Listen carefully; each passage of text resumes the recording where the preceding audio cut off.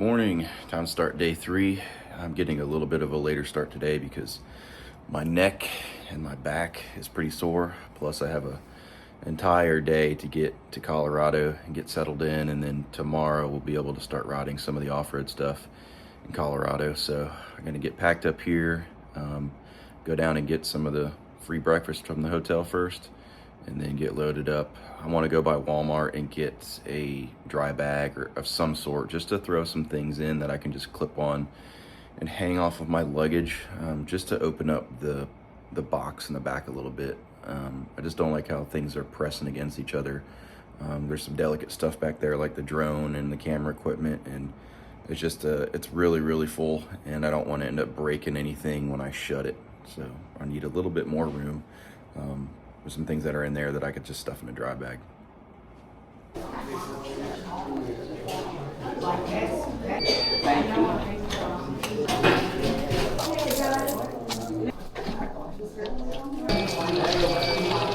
I was really hoping to find a cheese Danish at that continental breakfast, but all they had was nasty eggs. Those are the worst eggs I've ever had in my life.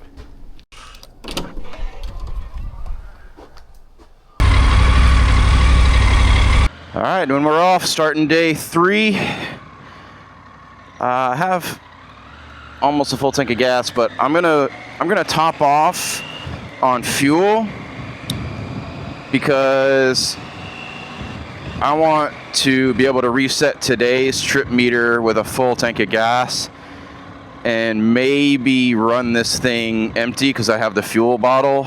Maybe run it empty to really see what I'm actually getting, because what I'm seeing is not really lining up as far as miles per gallon it's claiming I'm getting and the range I'm getting for a tank of gas, or 5.3 gallons. So we're gonna do that, and I'm also gonna air up this rear tire so it stops that error. I'm just gonna go ahead and put 40 PSI in it to keep that tire pressure sensor from giving me errors all day.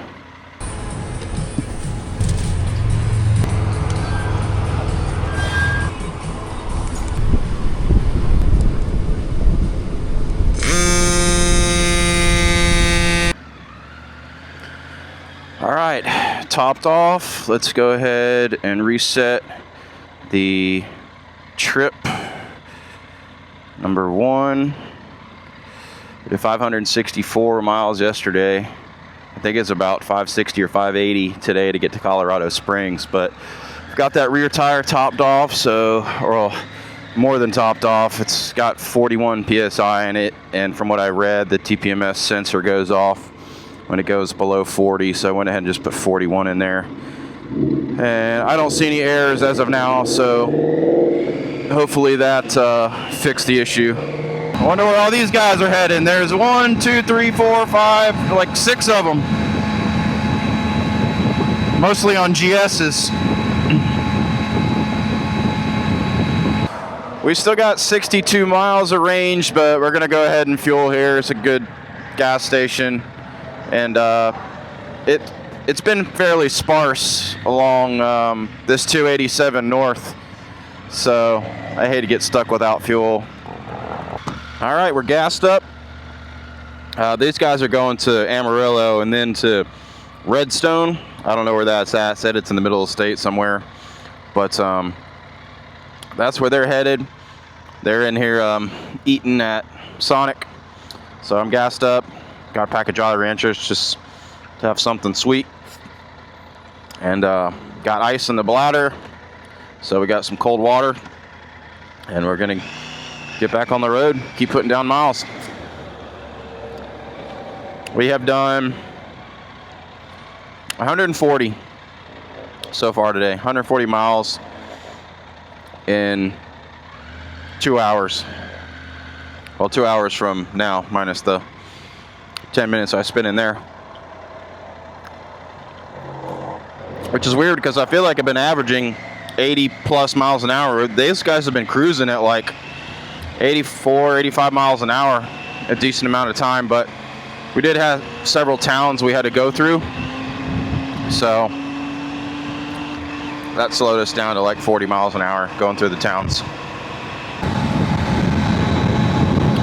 Just saw my first live Texas deer.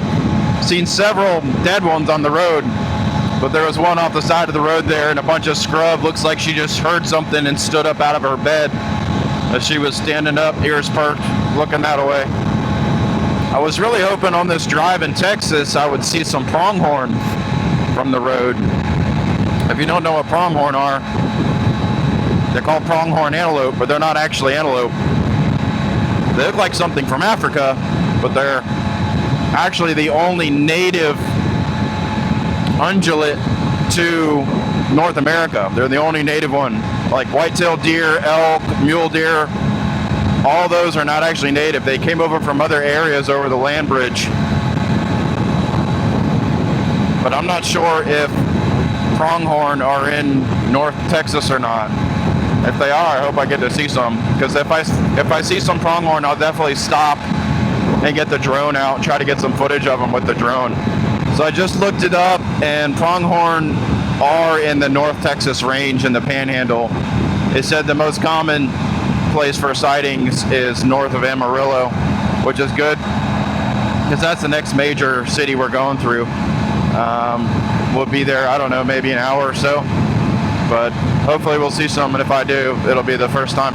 Well, I just saw a dead pronghorn in the ditch in the center median, so I guess that's a good sign. We're in the right area. The wind from left to right is really bad right now, which is probably why all these windmills are set up over here. But crosswind coming across the road is bad right now. Pushing me all around. I'm getting absolutely rocked. The wind has picked up even more. I can almost not even take both hands off the bars because it'll knock me 3/4 across the lane.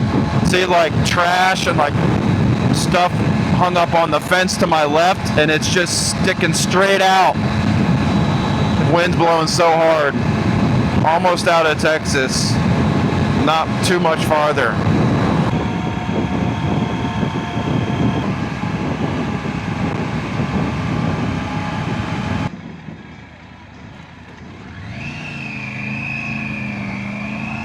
Score! I see an antelope. It's actually pretty close to the fence too. This wind is killing me. I'm honestly, it's so windy I'm worried that one of these big trucks is going to come by and it's actually going to blow the bike over because it's coming the same direction as the wind. Antelope's already looking at me. Pronghorn's already looking at me like, what is going on here? Who is that? Why is he stopping? It's going to be so windy. I hope the drone can fight this wind.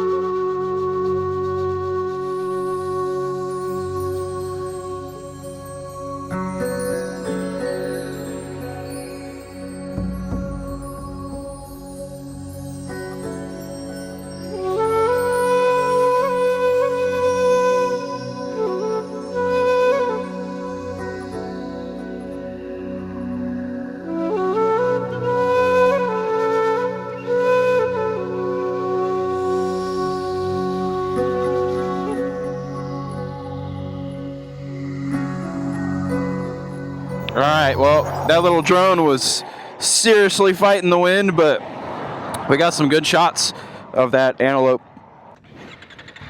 I was so excited to see that pronghorn so I could get video of it. I didn't even downshift. I just stopped. Bike was still in 6th gear.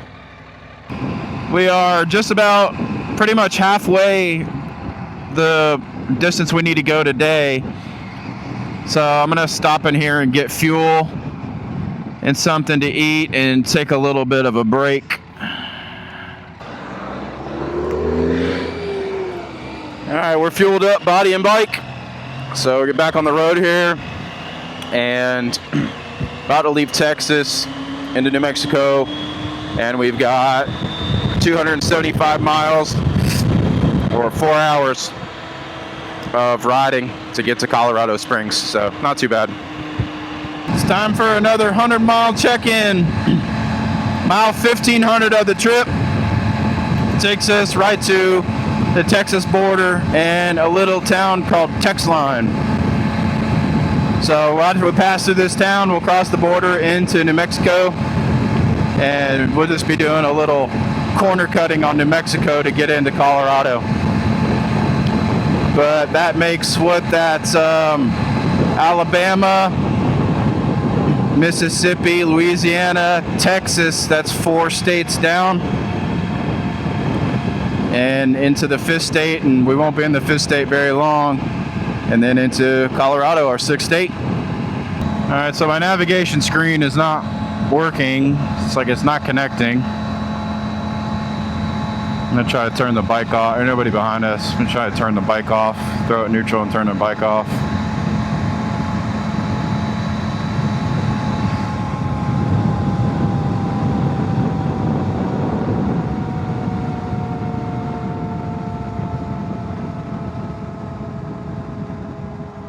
Why isn't the screen turning off?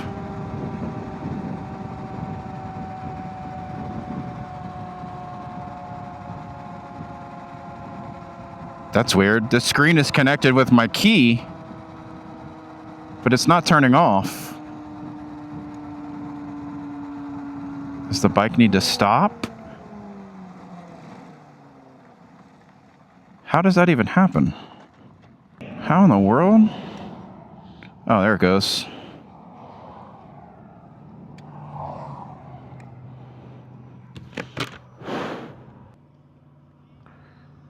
What in the world? It's almost like the drone had something to do with it. All right. That's weird how it lost connection, I guess. Somehow it lost Bluetooth connection. I've never had to do that since I first started it. It always just automatically connects. It says this is a historical marker, official scenic historic marker, Sierra Grande, largest extinct volcano in northeastern New Mexico. Elevation of 8,700 feet. I guess that's it right behind there. GoPro's not gonna pick it up. We're gonna have to launch the drone again. There's pronghorn all over this field over here, and there's I just saw one with a mom with a baby. So we're gonna go launch the drone. Well, I was too close to them, moving around too much, and spooked them, even though they were 250, 300 yards away. I still spooked them before I got the drone launched. I went out there, flew around there and searched for them, but it's just really hard to find them on that drone screen. I think I'm done trying to get animals on. I'm seeing so much wildlife, I'll never even get to Colorado Springs today if I keep stopping like that as much as I want to. To me, the animals are cooler than the landscape. And they're part of it, but the wildlife is, for me, that's the premier thing on the landscape. I've officially crossed into Colorado.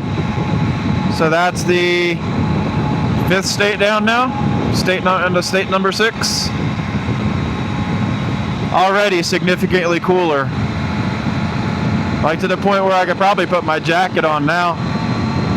But I'll wait for the next stop to do that. An hour and a half to go to get into Colorado Springs. Still light out. There's rain all around, but I haven't hit anything but sprinkles yet. I'm really glad I didn't get up super early and ride today. I had set an alarm for 7:15, and then I went back to sleep till like 8:15, 8:30. Got breakfast and left after 9. I'm glad I made that choice. There was no reason for me to get up and get into town earlier and get riding. That extra bit of rest was needed.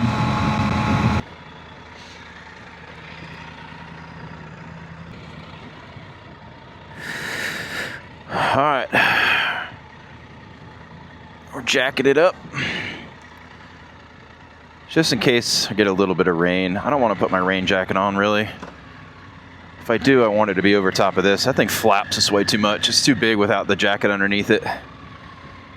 But if I get a light rain, I'll just close the front vents up on this jacket and we'll be good to go. Man, the wind hitting me right now is worse than what was in Texas. I just got hit with 2 gusts.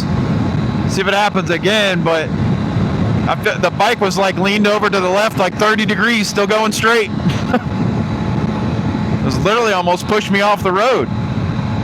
Also saw a pack of pronghorns down in a little ravine. There was about 6 of them down there. I've seen quite a few actually on the Colorado side here. I didn't really know they were, well, I guess I should have known they're this far north because they have them in Washington State and Montana and things like that, I'm pretty sure. Idaho maybe. So I guess I know they go pretty far north. But I've never heard of them in Colorado.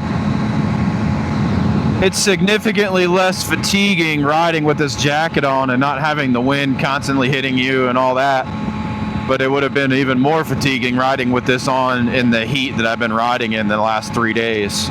So I'm glad it's cooled off here now and I'm able to actually put the jacket on without sweating to death.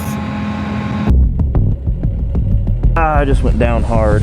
Just went down really hard. I need to get this bike up. I need to get going before this pain sets in and I'm